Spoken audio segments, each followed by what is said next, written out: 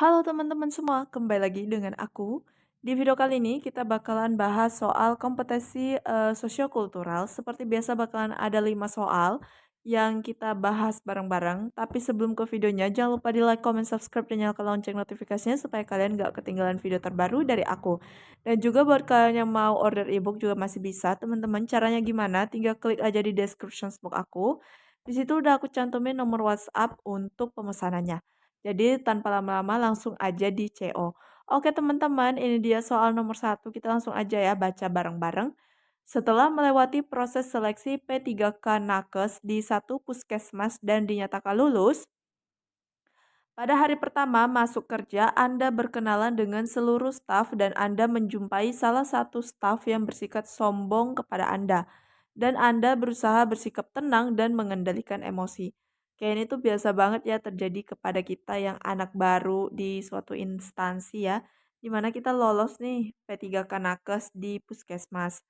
Terus waktu kita pertama kali masuk kerja, kita berkenalan dengan seluruh staf yang ada di puskesmas tersebut.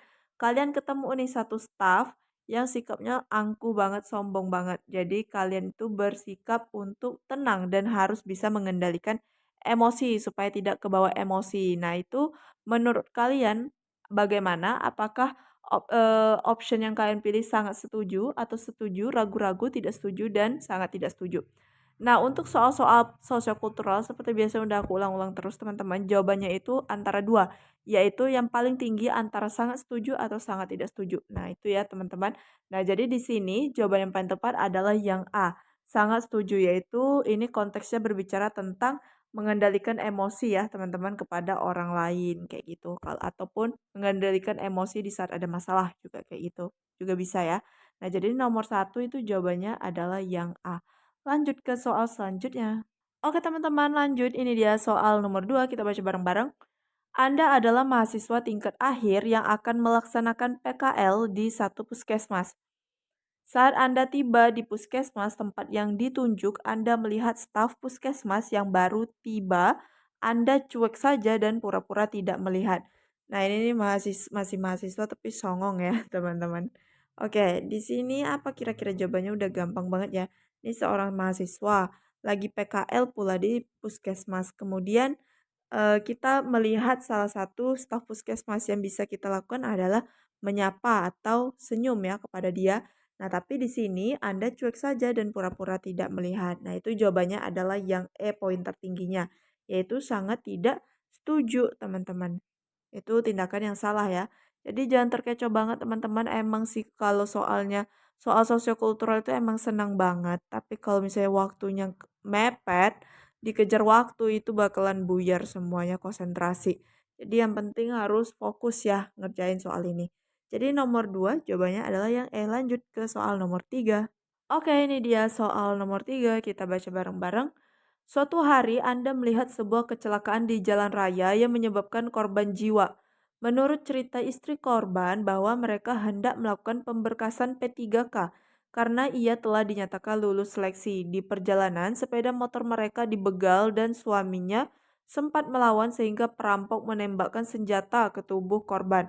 Istri korban menangis berteriak minta tolong untuk menyelamatkan suaminya dan Anda segera membawa korban ke puskesmas terdekat. Oke, ini kita dihadapkan oleh, 2 pilihan di waktu yang sama-sama genting, teman-teman ya. Yang mana kita harus pemberkasan ya, yang satu lagi kita harus menyelamatkan nyawa orang, kayak gitu. Nah, kira-kira mana teman-teman? Di sini akhirnya Anda segera membawa korban ke puskesmas terdekat. Nah ini, sikap berperi kemanusiaan juga ya teman-teman, saling tolong-menolong ya. Nah jadi di sini jawabannya adalah yang A, sangat setuju. Nah gitu ya, ini poin paling tinggi. Nah ini kalau misalnya kekejar waktu ini pasti bisa terkecoh tuh jawabannya dengan yang sangat tidak setuju teman-teman. Jadi tuh sayang banget kalau soal kayak gini tuh sampai ada salahnya ya. Kalau bisa jangan ada salahnya. Oke, lanjut ke soal selanjutnya. Oke teman-teman, lanjut ini dia soal nomor 4 kita baca bareng-bareng. Pembelajaran daring menjadi media pembelajaran yang banyak diterapkan di masa pandemi COVID-19. Guru-guru juga banyak memberikan tugas online kepada siswa dalam rangka menghindari tatap muka yang berpotensi menyebarkan virus COVID-19. Namun, banyak kendala yang terjadi yakni Anda sebagai orang tua tidak cukup pintar mengajak anak untuk mengerjakan tugas online sehingga Anda memarahi dan memukul anak jika tidak mau mengerjakan tugas online. Oke, teman-teman. Kira-kira jawabannya apa? Boleh komen di kolom komentar dulu ya. Nah, di sini tuh COVID-19 ya, jadi semuanya tuh serba daring karena si COVID ini. Nah, untuk memutuskan mata rantai COVID ini. Jadi tuh kita hampir 2 tahun ya daring teman-teman sekolah. Nah, terus ini apa nih, karena orang tuanya nggak cukup pintar untuk mengajari anaknya tersebut, jadi orang tuanya ini sampai marah dan memukuli anak. Nah, itu tuh toksik banget ya teman-teman, kalau bisa jangan deh, jangan sampai memukul atau bikin ngerusak mental ya itu teman-teman. Nanti malah anaknya nggak mau belajar sekalian, malahan bisa mengganggu dia dalam proses belajar teman-teman. Jadi nggak boleh. Nah, ini jawabannya adalah yang ya, sangat tidak setuju. Banyak banget alternatif lain teman-teman, mungkin orang tuanya bisa masukin dia di les online ya kan, untuk membantu dia dalam belajar kayak gitu. Nah, jadi nomor ini jawabannya adalah yang E, poin tertingginya. Lanjut ke soal yang terakhir. Oke, ini dia soal yang terakhir kita baca bareng-bareng.